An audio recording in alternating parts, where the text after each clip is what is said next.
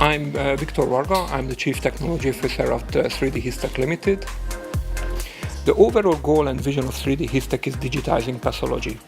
Our main application is digitizing tissue sample or any sort of biological specimen.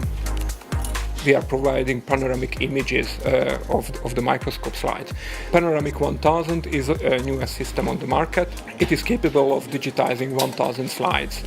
P1000 has two main components. It has a digital slide scanner, which is basically a research-grade microscope, and it has a high-capacity slide loader.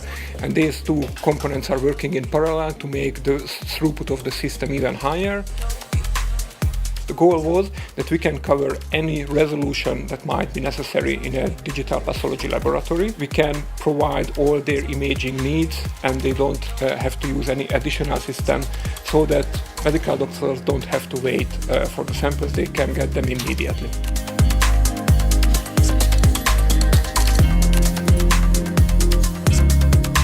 Pesti Péter vagyok, a gépészmérnök tervező csoportnak a vezetője.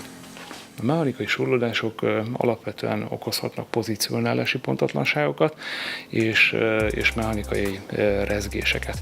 A pontatlanságok miatt szükségünk volt enkóderek használatára.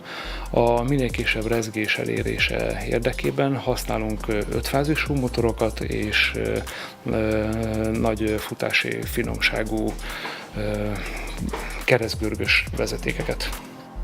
A mikroszkópban szükségünk volt 50 nanométeres felbontásra, ezért a legjobb megoldás az optikai Vionic szenzor választása volt. Az inkrementális típust választottuk a nagy olvasási sebesség érdekében, ami nagyon fontos számunkra a nagysebességű szkennelés miatt.